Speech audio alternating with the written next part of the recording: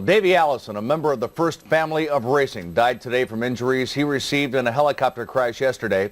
Allison, who was 32, leaves his wife and 2 children and marks yet another tragic affair in the lives of this famous racing family.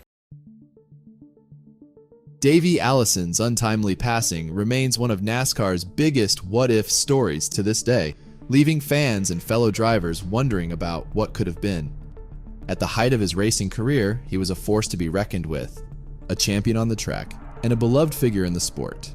Yet, on an ordinary day, fate took a cruel turn.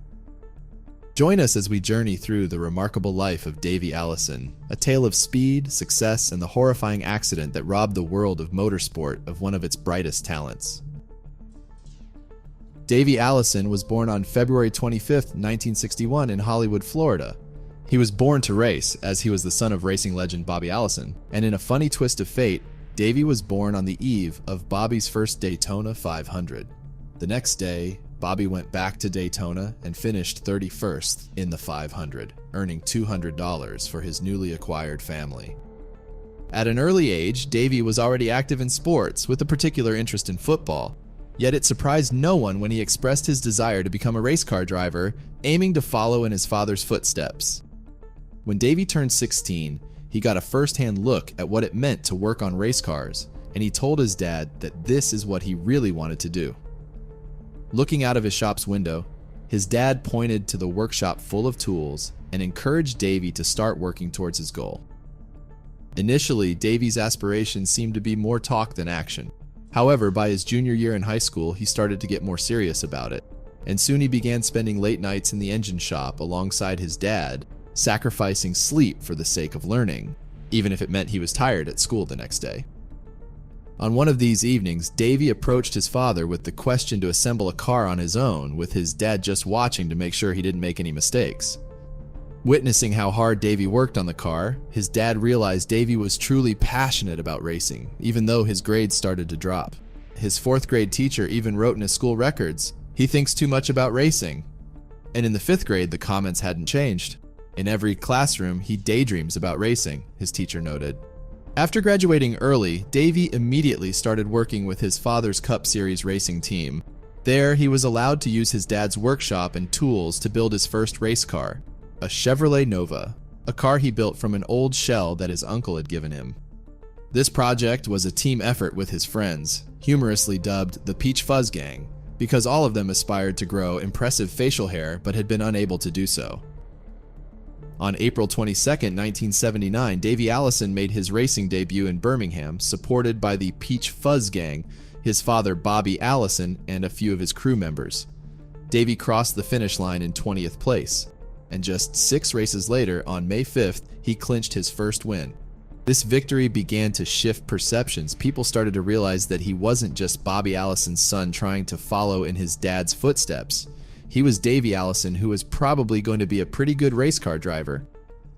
He quickly established himself as a force to be reckoned with, and by 1983, Davey was a familiar face on the winner's podium and began competing in the Automobile Racing Club of America series.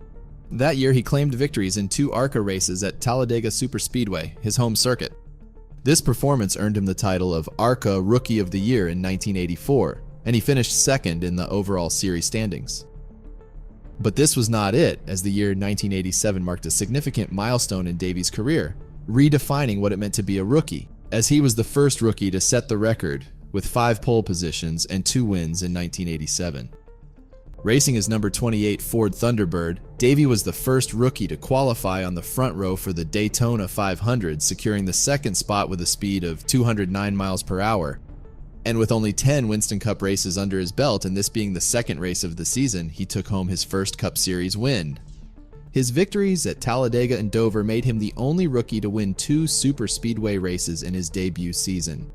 Davey even almost won 3 more races that season, only to finish 2nd by margins ranging from less than 1 second to 2 seconds. He finished the season in 21st place in points, earned the Rookie of the Year title, and set a new record for rookie earnings. Not stopping there, Davey not only continued his success in the 1991 season, but also set a new record by leading more races, more times, and for more miles than any other driver in Winston Cup history up to that point. He led in 23 races, led 73 times, and covered a total of 1,879.12 miles as the race leader. In 1992, Davey had a season filled with the highest peaks and the deepest lows that one could imagine.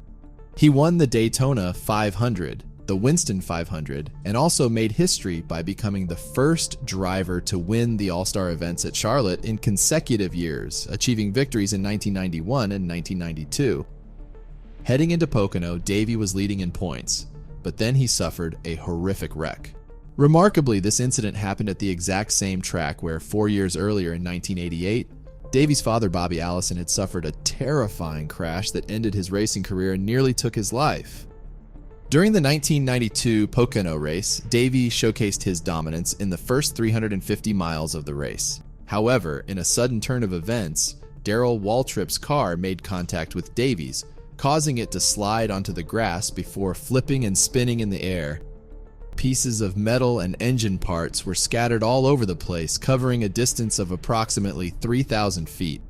Davey suffered a broken arm, broken wrist, broken collarbone, and bruised eyes. This was his fourth accident this season and the third serious one.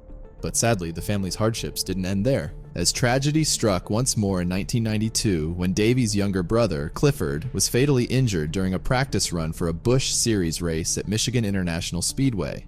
Clifford's car spun in turn 4 and collided with the concrete wall on the driver's side. He passed away shortly after while being transported to the hospital at the young age of 27. But despite this heartbreaking tragedy, Davey pushed through, reaching the peak of his NASCAR career by the age of 32 in 1993. Yet that very same year would unfold into a period of great sadness for the racing community once more, as in an unforeseen turn of events, Davey's own life would come to an abrupt end, not on the track as one might expect, but in a way that took everyone by surprise. On July 12, 1993, Davey Allison boarded his newly acquired Hughes 369 HS helicopter to fly to the Talladega Superspeedway.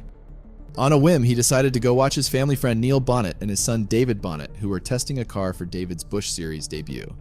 Davey had started helicopter flying lessons at Mount Airy, Surrey County Airport in early 1992, and after logging the required 55 hours of flight time, he earned his pilot's license just a few months later. His flight instructor, Wenzel, recalled, Davey was thrilled about learning to fly a helicopter like a kid in a candy store. So, on that beautiful summer day in 1993, about 1 year after getting his license, Davey Allison picked up his friend and fellow racer Red Farmer before heading toward the Talladega Superspeedway. Davey didn't have much experience flying helicopters, especially the turbine-powered kind he was flying that day, but he successfully flew his newly acquired toy towards the track, coming in nice and smooth. However, just when he was inches away from a successful landing, something went horribly wrong. Attempting to land the helicopter behind the track's media center was a tough task for a new pilot like Davey, and while most pilots would choose a straightforward landing approach, Davey went for a more complicated method by hovering 50 feet above the ground before trying to land. This tricky move was made even harder because he tried to land in a small, fenced-in area with high obstructions surrounding it despite the availability of much safer, wide-open areas nearby. When he tried to turn the helicopter around to land it in the direction they came in, it suddenly shot up into the air and started spinning. Red Farmer later compared the feeling to being in a race car that flips over. I could see the sun, the ground, the sky, the dirt and asphalt. It was horrible. As Davey struggled to regain control of the helicopter, it started shaking and spinning uncontrollably. However, despite his efforts, the aircraft ultimately banked sharply to the left and crashed into the terrain and a 10-foot fence next to the original intended landing site. Pieces of the aircraft were scattered around as much as 115 feet from the wreckage. While Red braced himself for impact, Davey, still gripping the controls, was unable to do so. Additionally, Davey wasn't wearing his shoulder harness, which caused him to slide and hit his head upon impact. Red urgently shouted to Davey, "We gotta get out, it's going to catch on fire." But Davey was hanging straight up above Red in the air. Yet, it wouldn't be wise to undo Davey's seatbelt because doing so might cause him to crash down, potentially resulting in more harm than hanging in place. And since Red broke a collarbone and several ribs in the crash, he couldn't undo the seatbelt and hold Davey up at the same time.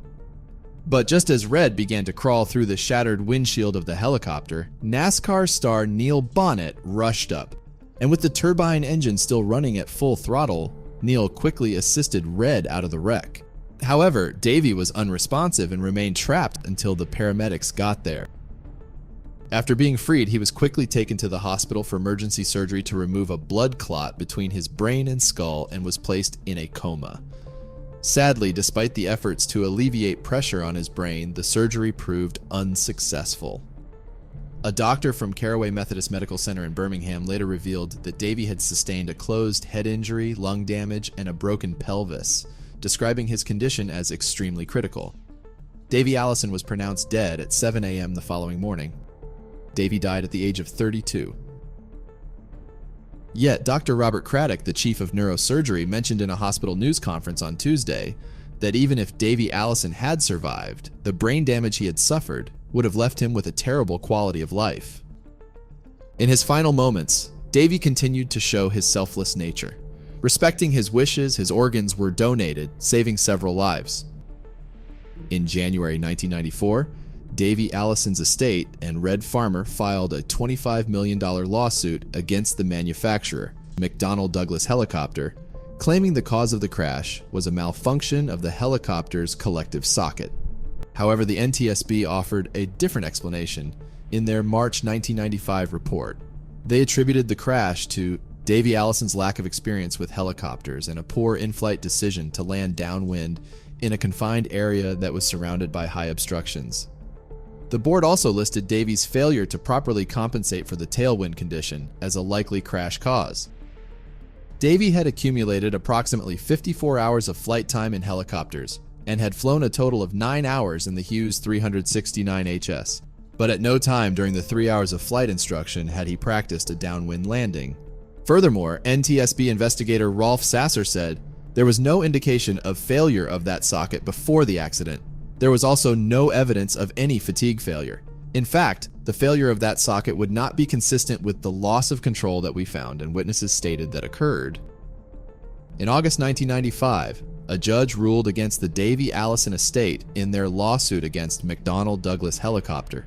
The court determined that the specific cause of the crash was irrelevant to the case's outcome. This decision was influenced by evidence that the shoulder harnesses, which were part of the helicopter's original equipment, had been removed. An expert in biomechanics testified that both Davey's and Red Farmer's injuries, including Davey's fatal injuries, could have been prevented if they had been wearing the shoulder harnesses originally provided in the helicopter. This testimony relieved the manufacturer of any liabilities. But despite this, there were rumors that McDonnell Douglas settled with the Davey Allison estate in 1996 for an undisclosed amount without admitting any fault. "He's the luckiest man in the world," Father Louis Giardino said in a eulogy during Davey's funeral service. "As you look back over his life, his family, his wife, his kids, his career, I don't think you could ever disagree that he was the luckiest fella who ever walked. If we were here celebrating the end of the season, Davey would look back and say that it had been a very successful life and season." Davey Allison was laid to rest in his signature black Texaco racing suit, capped with a Davey Allison baseball-style cap next to his brother Clifford, who tragically died just 11 months prior. Davey's legacy was cemented with his posthumous induction into the International Motorsports Hall of Fame in 1998, followed by his NASCAR Hall of Fame induction in 2019. Many believe that there's a good chance Davey could have won the 1993 championship. After the final race of the season, Dale Earnhardt and Rusty Wallace honored him with a Polish victory lap, flags in hand, commemorating Davey. Throughout his stellar NASCAR Winston Cup run, Davey secured 19 victories, 66 top 5, and 92 top 10 finishes, along with 14 pole positions, earning $6.7 million. Davey's memory lives on through his wife, Liz, and their 2 children, Krista Marie and Robert Robbie Gray. At the time of Davey's tragic accident, his son Robbie was just 2 weeks shy of his 2nd birthday. But even at that time, it seemed inevitable that Robbie would eventually follow in his father's racing path. "People call me Davey constantly," he noticed, "and I often would feel my dad around me or with me, almost kind of pushing me along. But a serious accident at the age of 9 led his mother to put the brakes on his racing career for over 10 years. Yet in his early 20s, a strong, unexplainable desire drew Robbie back to racing. It was about feeling closer to my dad, my family, and finding my own connection with myself and with God," he explained. As we close the chapter on the remarkable story of Davey Allison, we're reminded of the indelible mark he left on the world of racing and the hearts of those who knew him. From his awe-inspiring triumphs on the track to the profound legacy he left behind, Davey's spirit continues to inspire and resonate. His legendary career was marked by countless victories, fierce determination, and an unbreakable spirit. I've worked for a long time to get to this stage, and I've had one goal in mind, and that's to get to the top and try to stay there.